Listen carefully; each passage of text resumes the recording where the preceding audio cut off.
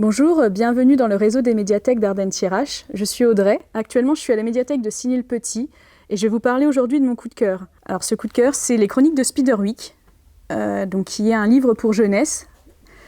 Le premier volume, c'est le livre magique. Le deuxième volume, la lunette de Pierre.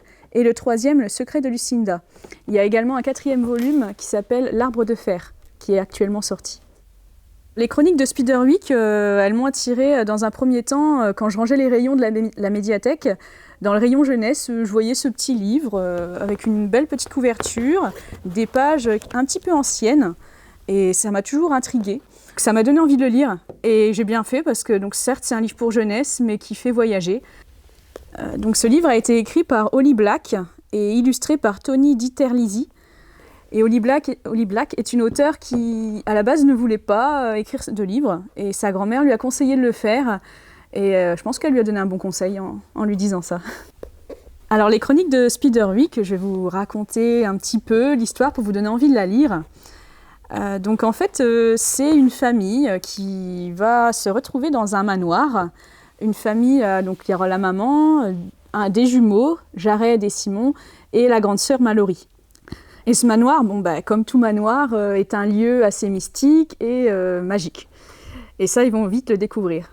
Et en fait, dans ce manoir, les enfants, en allant se coucher, entendent des bruits bizarres.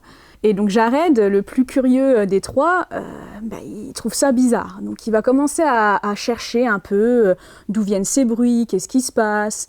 Et en fait, là où il entend ce bruit, c'est pas cohérent parce qu'il n'y a pas de pièces. Enfin, ils entendent des bruits, mais on ne sait pas d'où ça vient. Ça vient c'est dans les murs.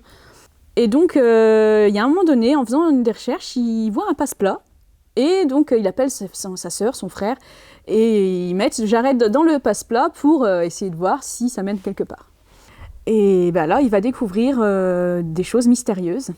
Il va découvrir une pièce. Je vous en dis pas plus sur cette pièce. Il va découvrir un livre avec donc dedans beaucoup de choses qui parlent de magie, de créatures, donc des créatures comme des trolls, des gobelins, des fées. Il se passe quelque chose dans ce livre qui va faire que y a une petite créature qui n'est pas très contente.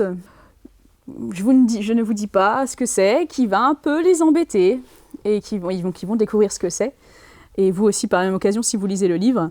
Voilà, donc ça c'est dans ce premier volume. Et puis donc la fin vous donne envie de lire la suite. Donc dans ce deuxième volume, il y aura encore d'autres créatures mystérieuses. Le troisième également. Donc voilà, c'est un roman d'aventure, de magie, de mystère. C'est un roman pour jeunesse, mais même les grands, ça peut si vous aimez tout ce qui est fantasy, fantastique, vous aimerez ces livres, c'est obligé. Comme moi.